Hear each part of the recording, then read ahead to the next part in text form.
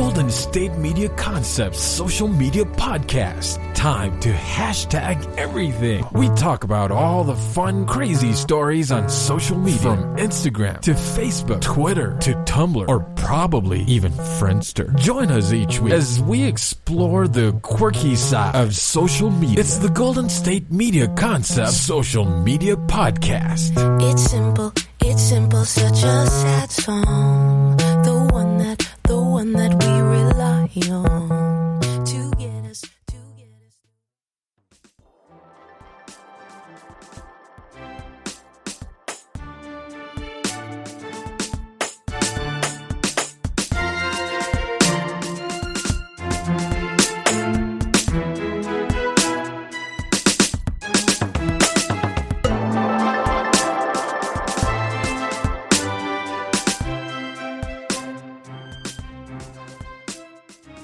Alright everybody, welcome back to the GSMC Social Media News Podcast, brought to you by the GSMC Podcast Network. I'm your host, Jose, and we'll get right into the news. So, there wasn't really much going on within the terms of this week, and just little things, and I kind of want to talk about that today. They were pretty interesting, some things I wouldn't really expect, but to begin, I kind of want to talk about the week, and things that really happened in terms of social media news. And whatever is happening on like Twitter, YouTube, anything like that, on Instagram, any trends that are taking over. So yeah, I kind of want to start off by talking about Twitter first. This one is kind of interesting. I was kind of surprised with this because I've never really expected this from an artist, but The Weeknd actually reported on, I guess he announced it on Twitter, and a bunch of other news outlets like the New York Times have posted it on Twitter too, that The Weeknd will no longer be accepting any Grammy nominations or even attending any Grammys in the future.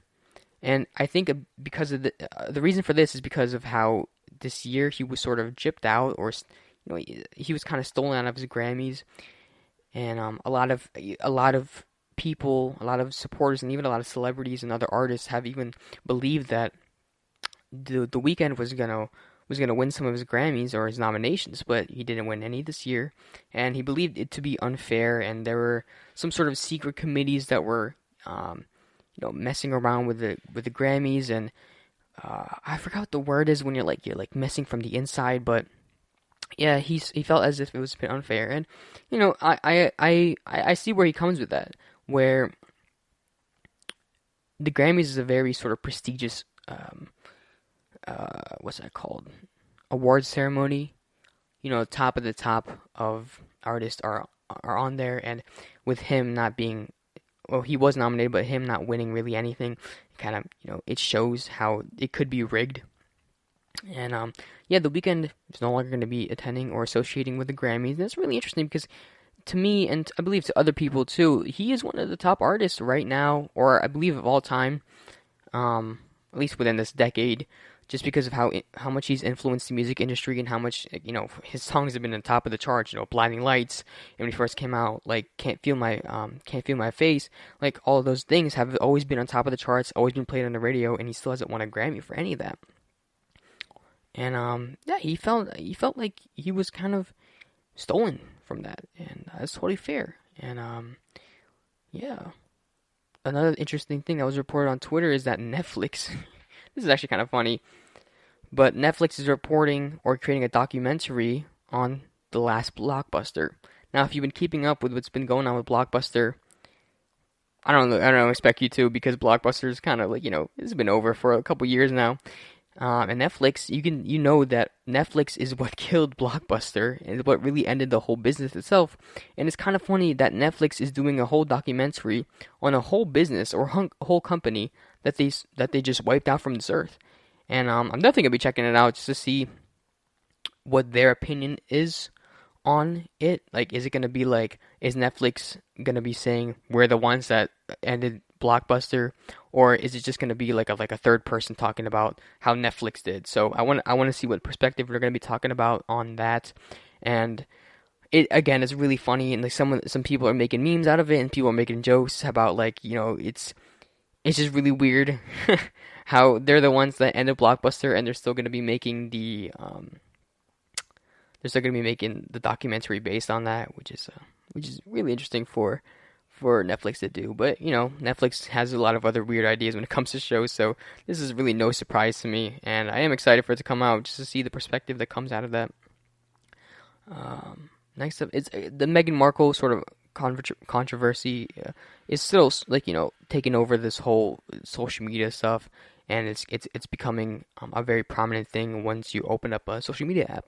People are always constantly talking about it, and the whole situation at hand. To each their own. People have their own opinions towards it, but one of the reasons why I bring it up is because of Piers Morgan. There's a clip of him that's been not resurfacing, but being sent all over social media, especially Twitter and YouTube. Of him sort of storming out during Good Morning Britain. Basically, the host, Piers Morgan, left the show because he was sort of being outed on what his opinions were about the Meghan Markle controversy. And, I mean, I get it. People have their own opinions and stuff like that. People have whatever they want to believe in. And, just seeing Piers Morgan, a very well-known and somewhat well-respected host on shows, and seeing him leave that situation on Good Morning Britain was really, it shows some of his character.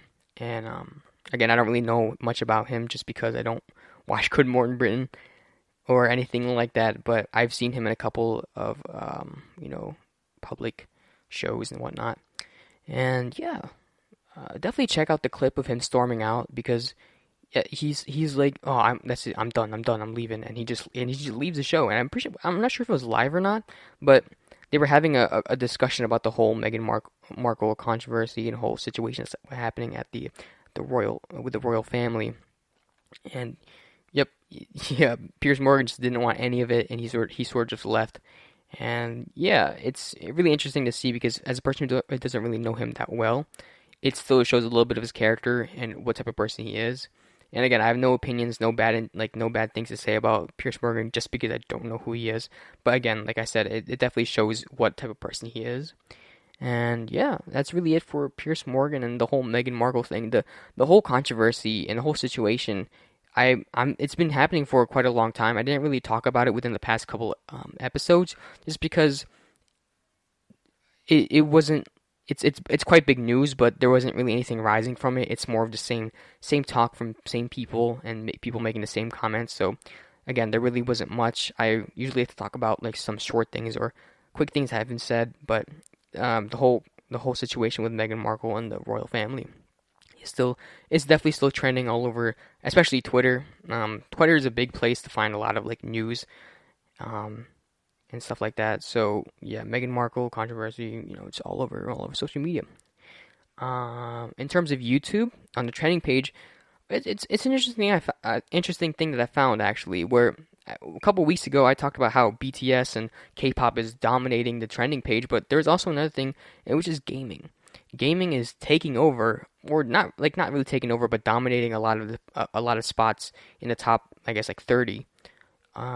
Which is gaming videos. And as a person who grew up on video games, who still is, utilizing video games, it's really fun to see all these, small creators and big creators be on the trending page. Basically, there's separate pages for certain YouTube categories, and as you think, the gaming video should be on the gaming trending page, but no, it's really just on the main YouTube trending page. And yeah, it's really cool to see like some people that I've grown up with, some YouTubers that I still haven't watched, but still seeing the games that are being on the trending page, and I really do enjoy that. And it just really shows how much of an impact gaming has made in terms of virality and whatnot. Yeah, and funny enough, Minecraft is one of the top video games still being played. I remember when that video game came out in around like 2012. Or 2011, and no one was really talking about it. And then after a couple years, it was quite popular, and people were playing that on their computers or on their Xboxes and whatnot. And I was one of them. But yeah, just seeing the growth of that game and it gained its popularity again, because it did fall off a little bit, but it gained its popularity again, and putting itself on the trending page is really, really fun to see. And yeah, again, big props to gamers and the gaming YouTuber community as they are making a mark on a big change. And yeah. And now in terms of music, again, there really wasn't much. Last episode I did talk about Bruno Mars' new project with Anderson .Paak. And again, I want to say that I'm really excited for that. But there's also Drake has put out music. He put out a recent EP on all streaming platforms. I just want to check that on YouTube. Not on YouTube, sorry, on Spotify. Just because, let me check real quick. Let me look at Drake's profile on Spotify because I like how Spotify shows them the number of streams. So he released Scary Hours too. He put out an EP or an album a couple years ago called Scary Hours. So this is the second one, and he put out 3 songs. So What's Next, Wants and Needs featuring Lil Baby, Lemon Pepper Freestyle featuring Rick Ross. So really good features on this EP. And if you are a big fan of hip hop and rap and all that, definitely check out Drake's album if you haven't checked it out already. Some people don't really like Drake, but as a person who listens to rap sometimes and hip hop occasionally, I do listen to Drake sometimes. So I did like some of the songs that he put on his EP. And yeah, definitely check it out. He put on a new album. I think the last project he put out was back in 2018.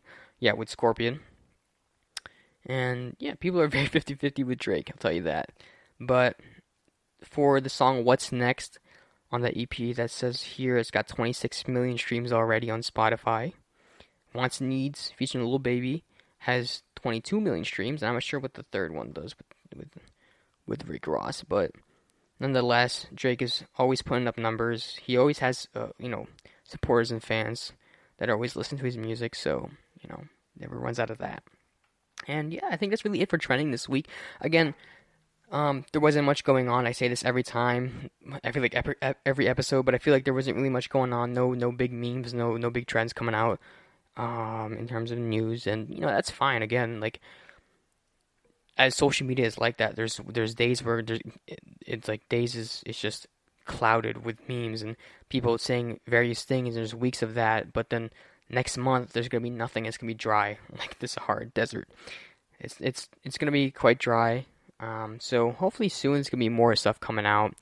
Hopefully good news and good memes come out in the future. But yeah, there wasn't really much in terms of news, and I mean I have no problem with that. It's kind of typical for that stuff to happen, and I mean, I looked through like a bunch of the social media platforms. Again, I kind of wish that Instagram had a trending page, just because trends do happen on Instagram. I mean, I think they used to happen back when I was younger. Like back when I was like in middle school, there used to be trends. Like you would do a hashtag TBT or whatever, or people would say like this video or like this post, and I'll give you a rate. I remember that was a popular thing back then in like middle school. And like now it's just people posting their content, and people people just posting pictures and whatnot, so they kind of strayed away from the whole like this or whatever, which is fine. But again, I really hoped Instagram had a trending page, but it's more like a For You page where anything you really like or anything you interact with on your feed or just in Instagram in general, it'll show you on that page, which is, again, it's a really cool feature. But I kind of hope they have another thing, a whole new section when it comes to trending. Same with Snapchat.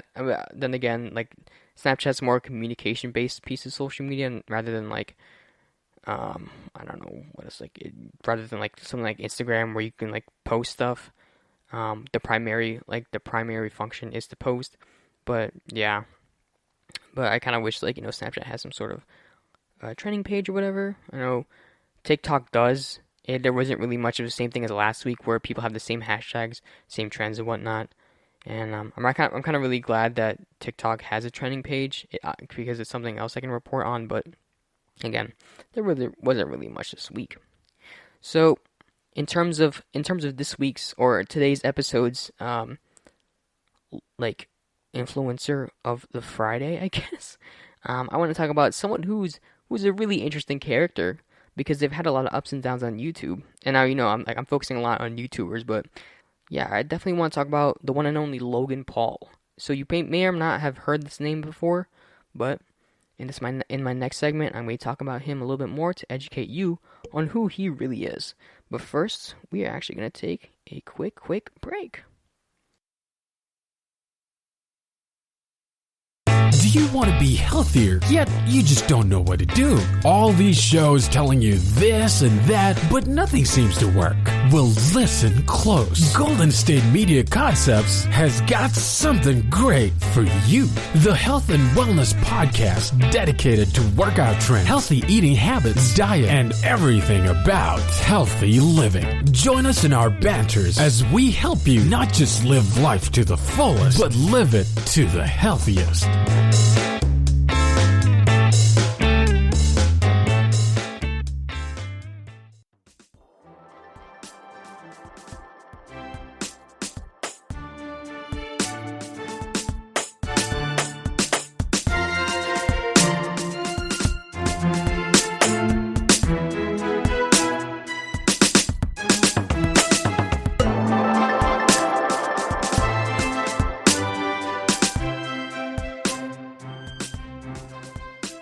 Alright, everybody, welcome back to the podcast. So I left last segment really talking about, a very interesting character on YouTube, an influencer that really has made, an impact on YouTube itself and really did open the eyes of a lot of creators, and that is Logan Paul. So if you don't know who Logan Paul is, he is an ex-Viner that had around 9.47 million followers on Vine.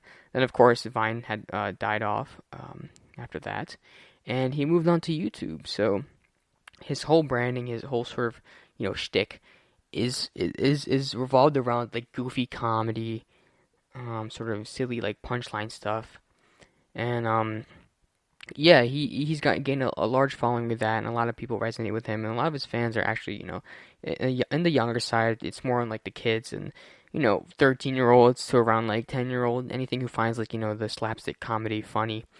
And he's gained a following through that, and after moving to YouTube, he has accumulated over 22.9 million, so almost 23 million subscribers on YouTube, and that's just on his regular channel. So he has another podcast. He has a podcast channel called Impulsive.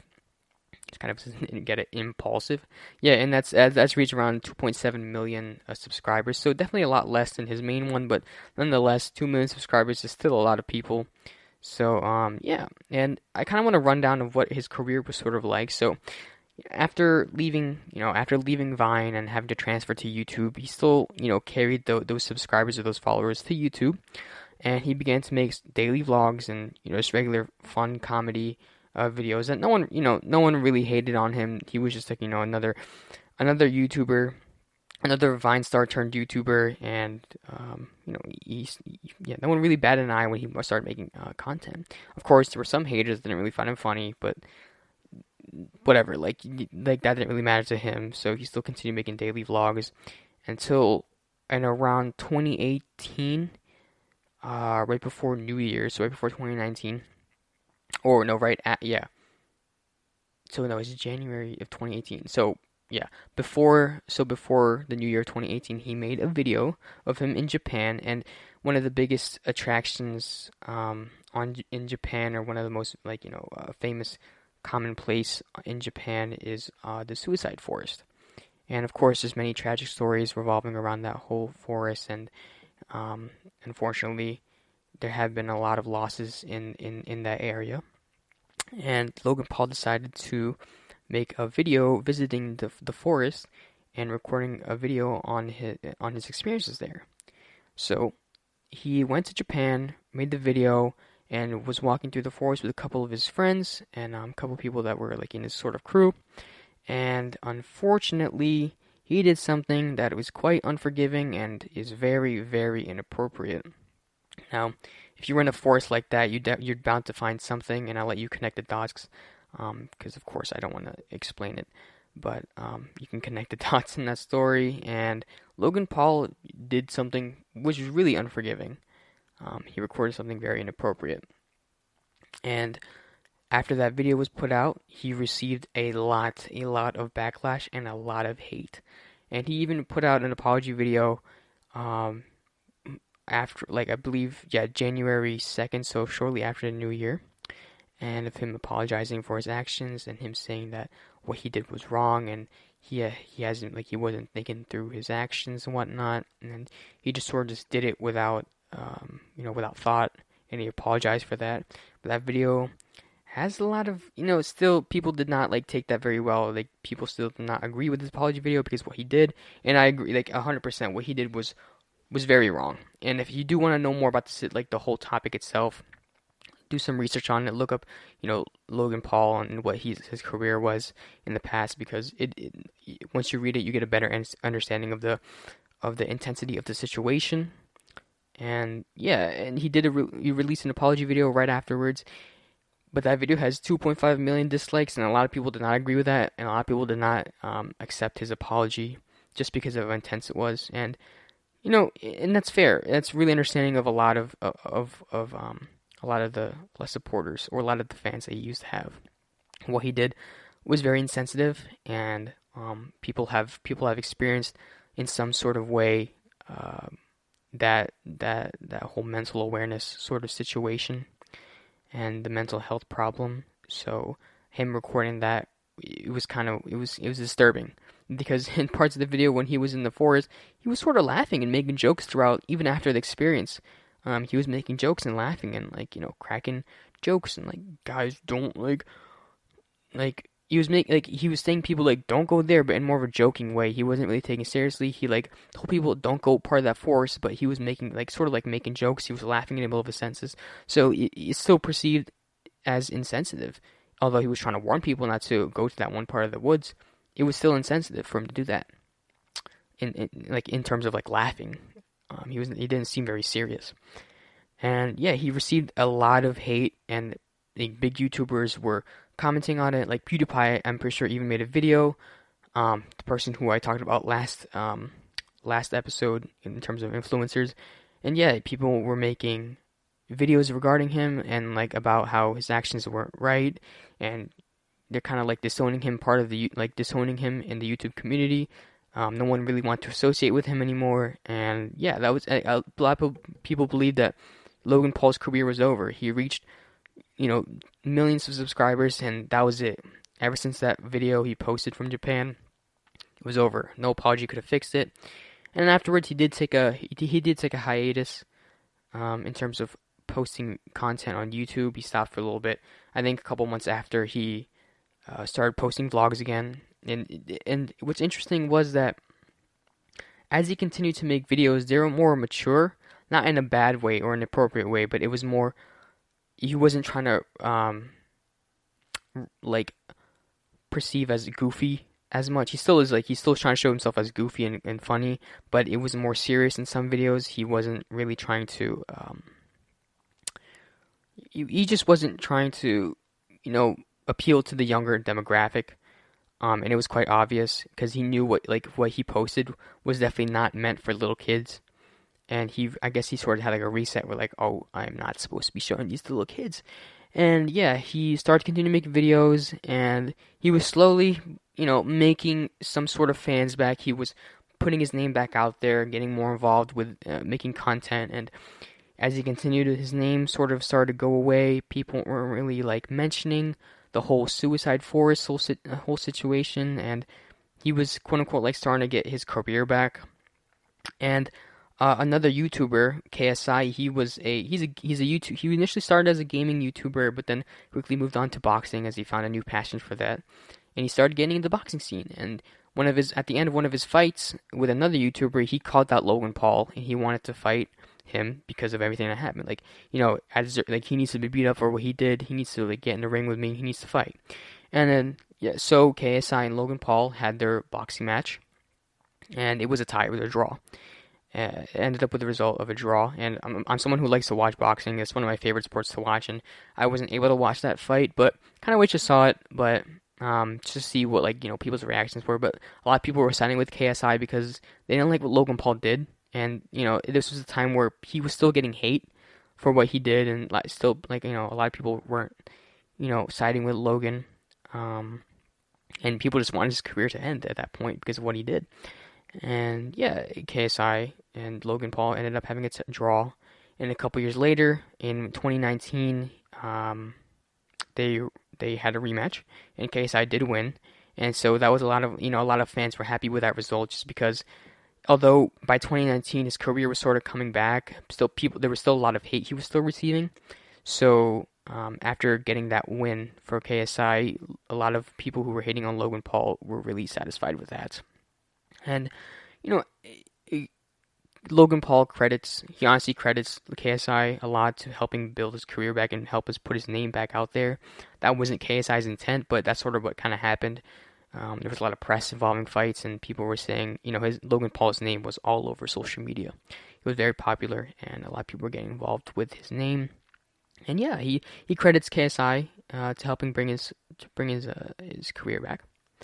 And as he began to build his career back within the past 2 years, he was receiving less and less hate. And what's interesting enough, when I was doing research on him, if you type up Logan Paul on YouTube search bar, nothing really shows up. At least for me, when it auto fills, nothing shows up in terms of a suicide forest story or anything like that, which is really interesting. Of course, what he did cannot be forgotten, but is YouTube just pushing out that sort of part of his career? Is no one really reporting it on anymore? So it really does provide a really interesting question on what really happened with Logan's career, because it is going up. He has obviously the new podcast with Impulsive, and a lot of people are still listening to him. And as I read some of the comments on his podcast, no one mentions anything bad about him. People are just doing normal comments. People are still commenting on his videos as if nothing really happened with his career. So it really is interesting to see, is an influencer's career really over when you think it's over? Because what Logan Paul did was really bad. It's really hard for me to explain it, but it's really, really bad. And somehow he was able to, quote unquote, bounce back and build his career again. So, yeah, and, his content changed again into more mature and less, quote unquote, rowdy. And, yeah, and it really also proves another question on, is Logan Paul a really bad guy, or was he just in a bad spot at that time? I neither support or hate Logan. He's just a YouTuber to me. I sometimes watch his content just because, I do like listening to podcasts. I sometimes like to see what's going on with him, but I don't really actively subscribe or watch him. What he did was really, but what he did was very unforgiving. And there's still, part of me doesn't really like him for that. There was a good part of me back when it first started out. I think I was a junior or sophomore in high school. And I would just talk about it and how much I don't like Logan Paul and what he did was so wrong. And yeah, but now with his content, how he switched up, he's becoming more and more mature, and seeing other YouTubers who are far worse than him, it really, it showed me that there is probably a good side to Logan. He did learn from his mistakes. Obviously, that mistake is really bad, but it shows that he did learn from his mistakes, and he's sort of being more cautious. And you could tell through his content that he's being more cautious what he says, and he's being less risky online. I guess you could say it like that. But yeah, Logan Paul, I'm very 50-50 with him. I do watch his content. And after a couple years, as of recently, I've been, I don't hate on him, but I don't advocate for what he does, or I don't actively watch him. So yeah, he's definitely an interesting character on YouTube, and he definitely has he influenced YouTube in a bigger way, where YouTube has realized that they need to monitor their content more. They need to be careful on what their users are putting out. And there's definitely a lot more guidelines when it comes to that. So, it could be a good thing that YouTube has, definitely improved their guidelines and changed the way they have users upload stuff. So, yeah, and if you don't really, if you don't know who Logan Paul is, definitely do your research on him. People have their own opinions about him. People like him. Some people don't.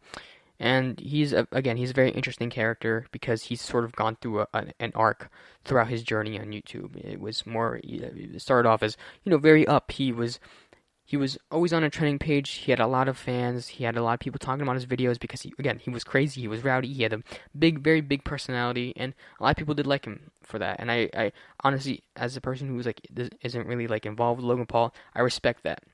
He was able to use what he had before on Vine and transfer it over and still retain that audience in a different platform. So I do respect him for that. But obviously for what he did back then when that one video. I don't respect him for that.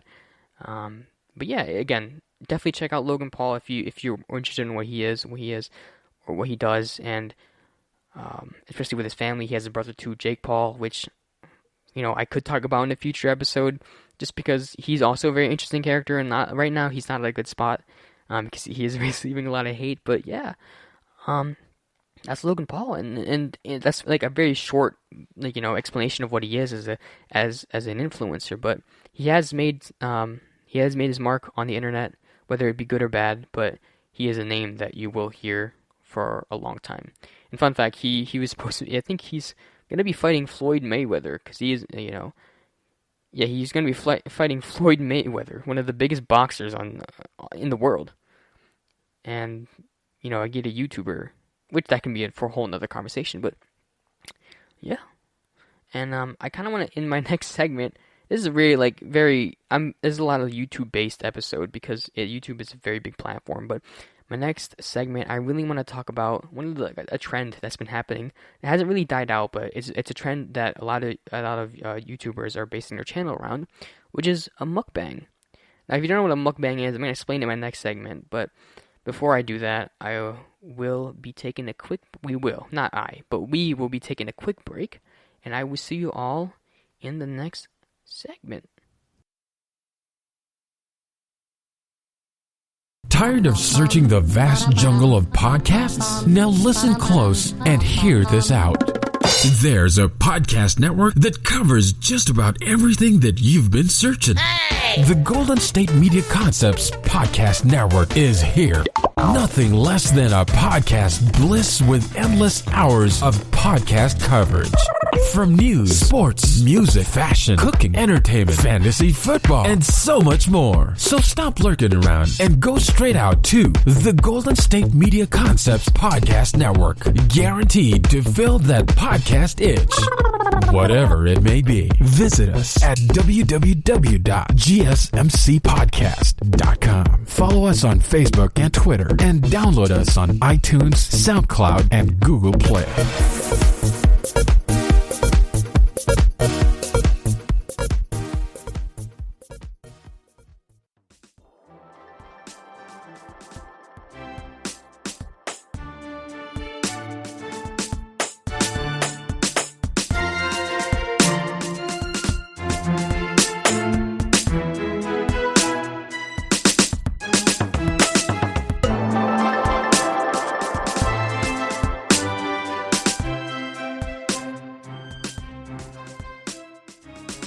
Alright, everybody, welcome back to the podcast. So for this segment now, I'm going to talk about something very interesting that's been happening on YouTube. It's sort of like a trend.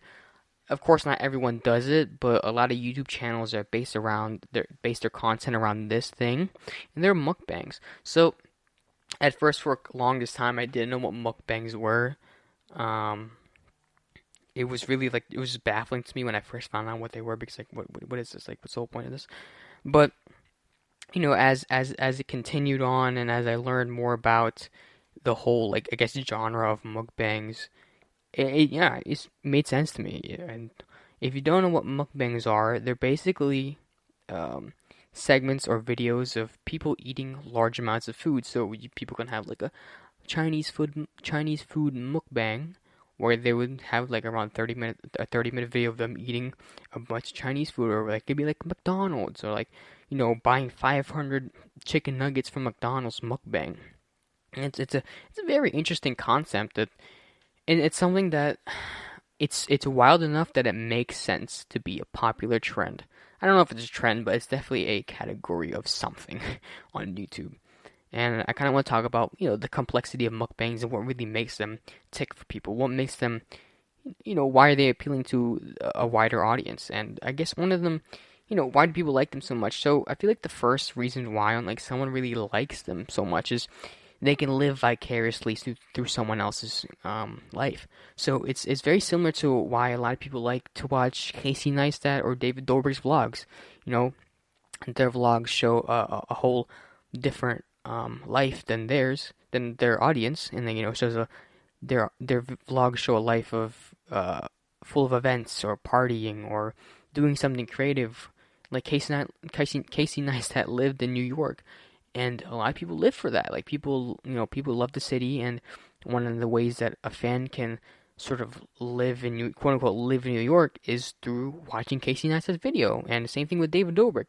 David posts videos of him out with his friends partying and whatnot. And what are some ways that a teenager can live their life is through watching his videos and sort of like being a part of his life, And that's the same thing with mukbangs. It's like the concept is still there. Obviously, like vlogs and mukbangs are two different things. The same concept is present, where people want to live vicariously or live through the videos, and it's just fun to see something you want to do. Who doesn't want to eat?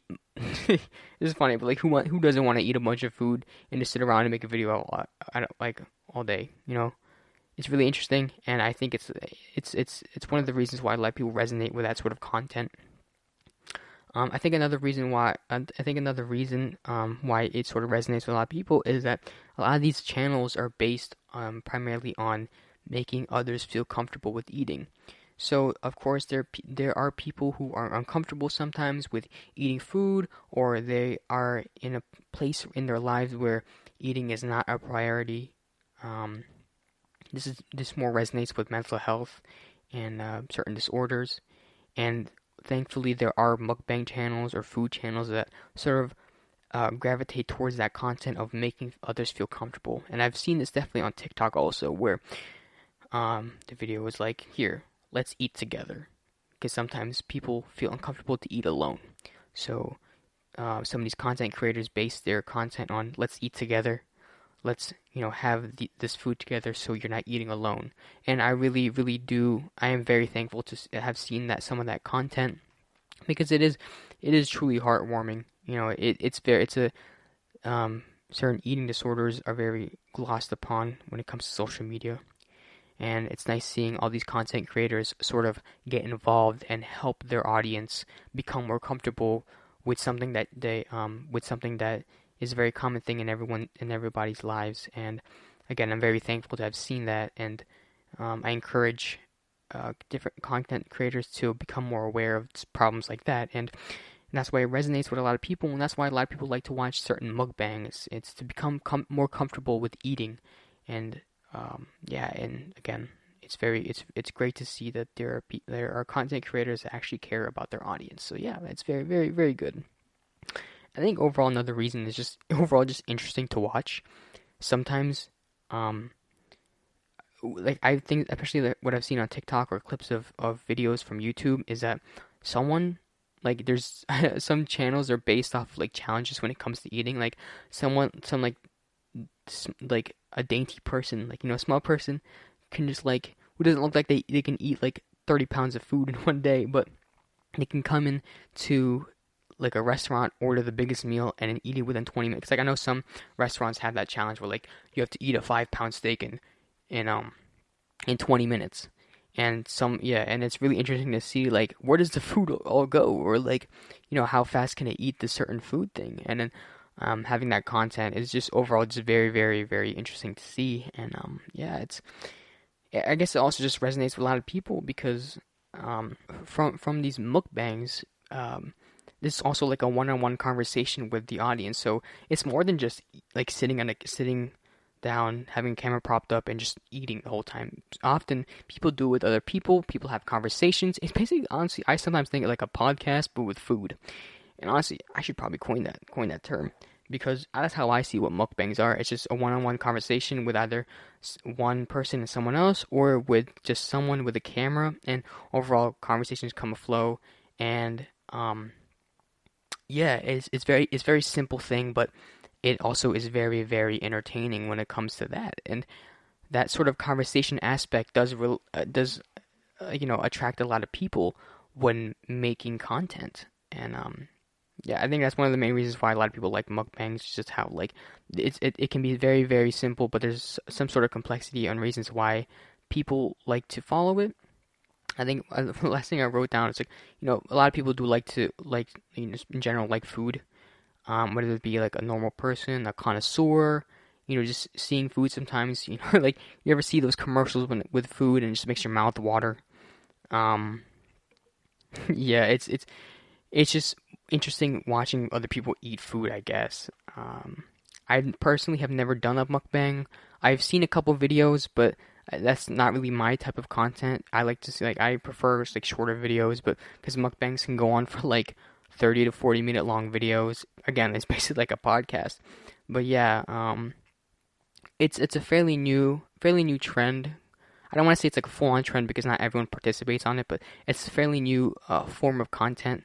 Because I know a lot of people, it's like ASMR really. Like not everyone does ASMR, but it's still another thing like that's popular amongst I guess YouTube and some other, I guess, TikTok too when it comes to video. Yeah, it's definitely check out a mukbang video at some point in your life because it's just interesting to see.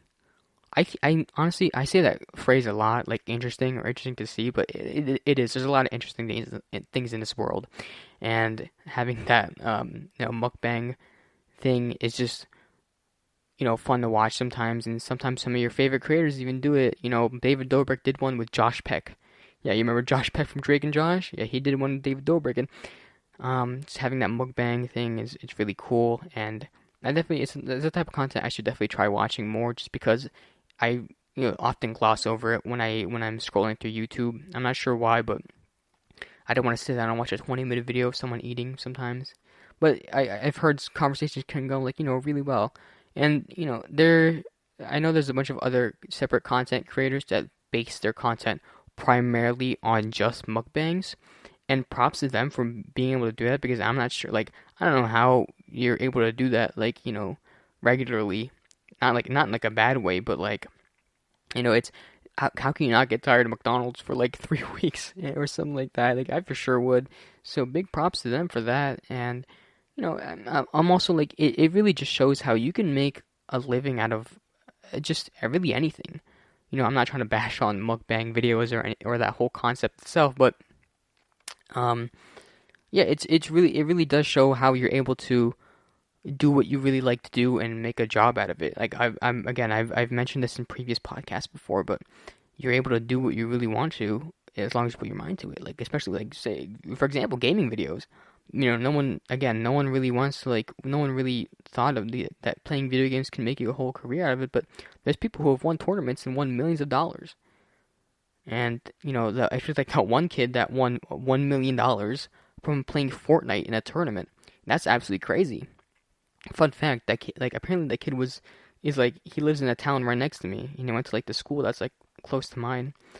So that was pretty interesting. But yeah, and mukbangs is just like a very, like, it's another stepping stone in terms of content creation and how it's able to pioneer individualism and being able to make content on your own. And again, I'm really, really excited for what mukbangs have in the future. Maybe it'll be on like a TV show. Maybe it'll be like a Master Chef type level, where instead of like them cooking it, like maybe like they'll cook the food on Master Chef and they're gonna have a whole mukbang out of it. That concept is really flexible with anything. Right now, it's at its early stages where people are just like just buying food and eating it in front of a camera and talking. But like maybe it'll be somewhere in the future. Maybe it'll be bigger than what it is now. Obviously there are some bad things when it comes to mukbangs, and there's definitely good things. That's with really anything. Like, good and bad things are applied to anything, and mukbangs is no exception to that. And my family has mentioned mukbangs, and my mom, I think, has even watched mukbangs at one point for a couple times. Whenever she's like doing something, she just puts it on in the background. So I think it's like definitely, like, I can compare it to a podcast, but with just food, because like podcast is like right now it's more just conversation based, informational, and kind of laid back, and that's what really mukbangs are where it comes to that. And yeah, it's more like on the fly content where you don't really plan conversations. You just like you think of something and you talk about it, and yeah, maybe, who knows, I'll make a mukbang video in the future and I'll post it on YouTube, but I don't know what I would eat because I get full fairly quickly, and I don't even know, like I don't know, like a meal for me is already mukbang, so I'm not sure I'm gonna be able to do that. But it's again, it's definitely an interesting form of content creation, and yeah, I'm really excited to see what it has for the future and what creators will be doing with that sort of concept. And it's not one of my favorite things to do or like favorite things to watch, but again, it's definitely something that's there and will always catch my interest. But what does catch my interest, which will lead me into the next segment, fun fact, are sneakers. Now, again, this is a very iffy topic because I don't consider myself a sneakerhead at all, someone who collects shoes, but I've been trying to get into the world of sneakers and understand it more, and I kind of want to relate the world of sneakers to social media because I just caught an L. So if you don't know what L is, it's a loss or a lost, or like I lost because I was trying to cop a pair of sorry, I don't want to say cop, but I want to, because cop means to get. I wasn't able to get myself a pair of sneakers this past weekend because the world of sneakers is just absolutely crazy, and social media has a big influence on that. So I definitely want to talk about that in my next segment. But first, we are going to take a quick break. So I will see you all in a minute. See you all.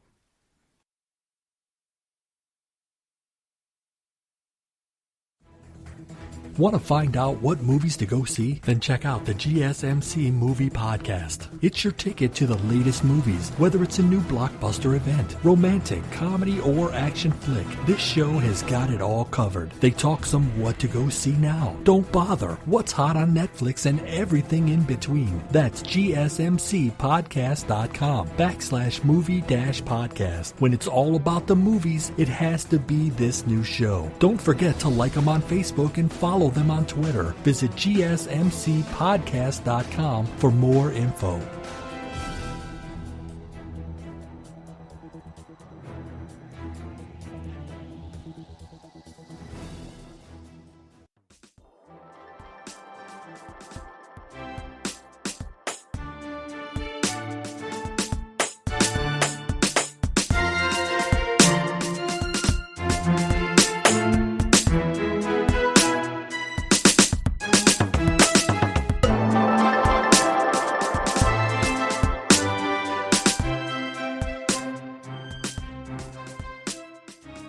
Alright, everybody, welcome back to the podcast. So, in this segment, I kind of want to talk about something that, isn't really prominent or a trend on social media, but social media definitely has like, an impact on this, and it's sneaker culture.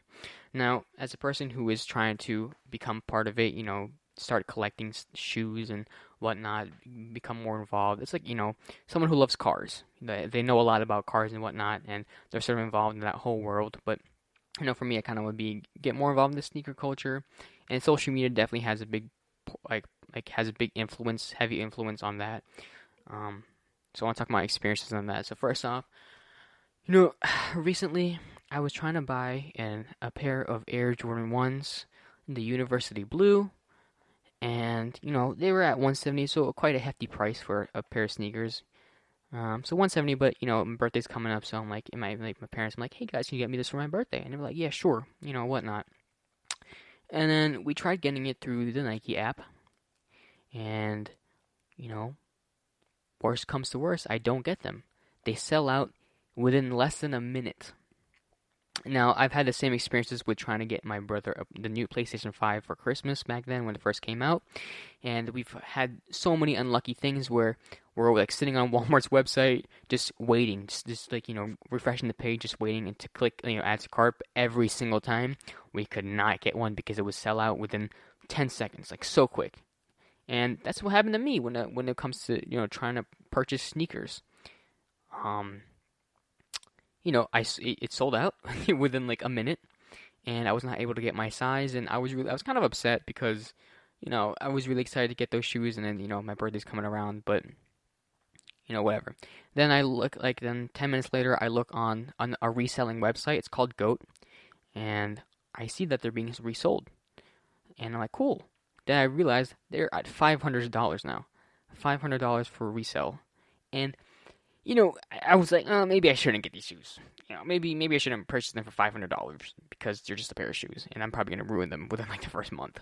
But yeah, and it really just shows how quickly, when it comes to the supply. If this was in economics, that would have been a perfect sort of if this podcast was about economics, that would have been a perfect example. And same thing with the PlayStation 5 sort of thing. But it's crazy to think that. It's sold out so quick in a small amount of time, and they made probably millions of pairs. So it's happening all over the world where people are just waiting for the drop, for the release of the shoes, and then just instantly just gone. And yeah, and being a part of it just really showed me how difficult it was to buy a pair of shoes, and never again I'm gonna try to attempt to do that. But yeah, and I think social media has a heavy impact when it comes to the whole sneaker culture, just because people know when things are coming out. Like, I remember Foot Locker's Instagram page was blowing up one day because they were said that they had the sneakers in stock, and then after they posted that post saying that they had it in stock, they had to follow up with another one that they're all sold out. So and people like famous celebrities who post pictures with these different types of shoes or different types of outfits really do have an influence on how it sells. If Kanye West posts a picture with him wearing unreleased shoes that will be released the next month, you know for sure that the shoes that he's wearing will be sold out once it's sold. And social media has like that impact of sharing certain certain images and seeing what's coming out, and and for sure it's gonna be sold out if Kanye wears it. And that's what happened with Travis Scott. So he recently collaborated with Nike. Well, it happened a couple months ago. He collaborated with, was it a year ago? I'm not sure, but it was a bit ago, not like recently. But he collaborated with Nike on making a pair of Jordan 1s and some other shoes. And his whole branding was like, he had his name on it, he had his branding on it, he had like certain details that made it different and unique, and I actually genuinely liked them, not because they were endorsed by or sponsored by Travis Scott, but I really did enjoy the style of the shoe. And once I saw the style, I knew for sure it was going to get sold out, and it did get sold out once he announced it on social media. He posted on Instagram pictures of rough sketches and rough blueprints of what the shoe would look like. I knew for sure that it was going to get sold out because first off, you get the Travis Scott name, a famous celebrity, and you get the Nike stamp on it too. You get the whole swoosh and everything. And Nike's a top tier brand when it comes to sportswear and whatnot. So, after he released it and a couple months passed by, and once the shoe actually released, it sold out faster than it did with say the PS5. It sold out immediately. And I remember I never participated in trying to attempt to buy the shoes, but I've heard stories of people who tried to get it because resale obviously is a lot. Resale values is a lot. And I've heard stories of people trying to attempt to get the shoe, but unfortunately could not. And yeah, and the whole social media has a big impact on it because it really just spreads the word of things that are being released. With Travis Scott to Foot Locker and even small brands that are releasing something or teasing something, people are always going to be on that. If it weren't for these big corporations or celebrities teasing their collaborations or products on social media, it wouldn't be as sold out quick because people wouldn't know about it. And the whole sneaker culture is very interesting because a lot of its content is based on social media too. Right now, people don't advertise it, especially in a pandemic. How are you going to sell shoes when no one's going to be in store to buy them? So the best way is to advertise on social media. Hey, we're coming out with these shoes, and they're going to be released on GOAT. They're going to be released on Foot Locker, Finish Line's website, whatever. And then that's how the main way they're going to advertise it. And I don't know. I'm very 50-50 when it comes to sneaker culture because it's kind of unfair. Some people resell it for 3 times the original retail price, and I really don't like it because I'm someone who, say if it's like a Jordan 1, I really do enjoy the overall look of the shoe. I just wish it wasn't so expensive, and I would buy it at retail if I could even get my hands on one. And now people are reselling it for 3 times the price, and it makes you just not want to get the shoe anymore because of how much resellers are kind of ruining the culture. And but then again, that's also a hustle too. You can make a lot of money from that, from reselling shoes and becoming, I guess, like a sneaker plug for people. And again, the reason why I tie this in with social media, like I've said before, it has a big role when it comes to the whole world itself, the whole culture, because I go on YouTube sometimes and you can see various videos just in regards talking about one shoe. So this one YouTuber can make a video about how to style a certain shoe, or where did I get these shoes, or get a hands-on experience with a shoe. And that whole culture just revolves around social media because that's where a lot of people communicate. That's where people, talk about shoes, talk about this new drop that's coming or anything like that. And I think social media does really help. I mainly think of Instagram when it comes to that because that's where I see a lot of, sneakerheads and, the sneaker world culture just revolving around Instagram, people posting pictures of shoes and how to get them. And I even know, like, I've seen people reselling shoes on Instagram. They have whole accounts or pages just based on reselling. Like, you can just see them. Like, people are making stores on Instagram selling their product. And I same thing can go for a bunch of other things, like not just shoes specifically. Like, I've seen I've seen users primarily base their content on selling designer stuff like Louis Vuitton or Gucci or anything like that. And yeah, it's really taken over the world because, again, like I said before, social media, I really can't push this enough, but social media is a new wave of advertising. It's the modern way of flyers. You no longer, usually you post flyers on walls, but now you just post pictures on feeds. And yeah, the whole sneaker culture, I'm very 50-50 with it. I really do enjoy. I really want to be part of it, but it's really expensive to be a part of. And I'm sort of just watching from a distance, while I'm like scrolling through Instagram or something like that. But yeah, it's very new. The sneaker culture, or I guess the whole world itself, is very new. I do believe it's been obviously it's been out for a long time, but right now, as the rise of new sneaker releases, the rise of designer people collaborating with Nike, because remember Dior and Nike did a collaboration with a shoe, and the resale value is absolutely insane. It's like $15,000 for a pair of sneakers. Now, you don't go around wearing that. You really just have to display it at that point. But social media definitely had a big impact on, first off, understanding the Dior brand, understanding the Nike brand, and understanding the whole collaboration itself. Without social media, some people won't even know. Some people won't even know what Dior is. If you're just a sneakerhead and don't know anything outside of sneakers, you probably don't know what Dior is. So, having that social media factor lets people understand things that are outside of their whole realm. And, you can tie this in with gaming too.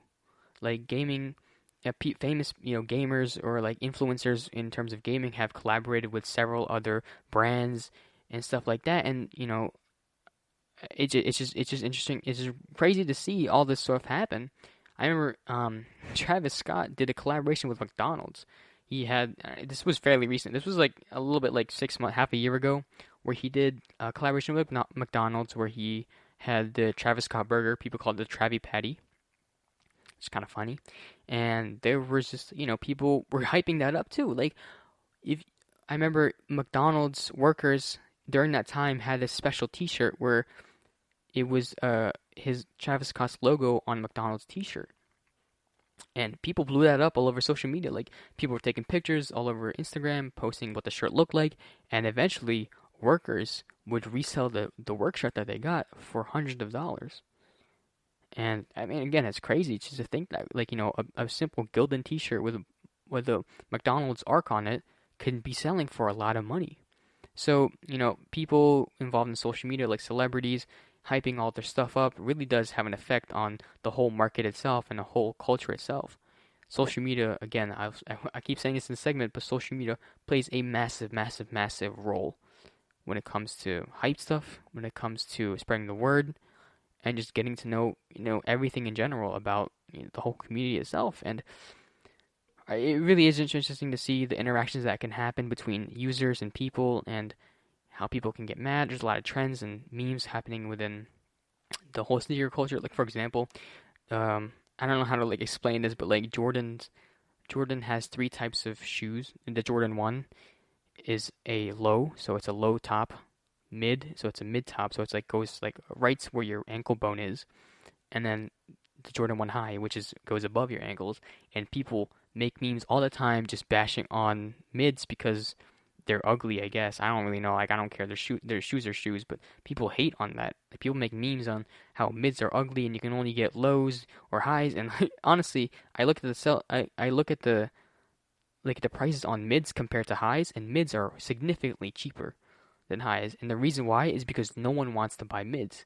So like that, like online memes and the whole, like whatever people have opinions on can influence the prices of things outside of that world of culture, of sneaker culture. You can get a whole group of people to hate on mids or like on a certain shoe, and no one will buy it. Same thing happened to an Air Force One. I remember Air Force Ones, another Nike shoe, with their low cut. They came out with a white and black pair, and there are memes with with the black pairs of shoes, how they're really ugly, and they're very only dangerous people wear them. And and the whole meme was making fun of the black pair, and no one bought them. And if you look now online, they're significantly cheaper than a white pair of Air Force Ones. Same model, but just different colors. So you can tell, like, people's influence on social media has an influence on things outside, or I guess, quote unquote, in the real world. So yeah, again, it's really cool to see, but it's also like interesting to see. And I say those two things all the time, but yeah, sneaker culture, it's something you can relate to, but you don't really know you could. But yeah, I think that's really it for today's episode. So I want to say thank you for listening to this episode today. This has been the GSMC Social Media News Podcast, brought to you by the GSMC Podcast Network. I'm your host, Jose, and, please feel free to leave any, feedback. Any positive feedback really helps, especially, make sure to follow us on all of our social media platforms. Follow us on Facebook and Twitter and anything like that. And, yeah, thank you again for watching the podcast, listening to the podcast, and I hope to see you all in the next episode. Peace. You've been listening to the Golden State Media Concepts Social Media Podcast, part of the Golden State Media Concepts Podcast Network. You can find this show and others like it at www.gsmcpodcast.com. Download our podcast on iTunes, Stitcher, SoundCloud, and Google Play. Just type in GSMC to find all the shows from the Golden State Media Concepts Podcast Network, from movies to music, from sports to entertainment, and even weird news. You can also follow us on Twitter and on Facebook. Thank you, and we hope you have enjoyed today's program.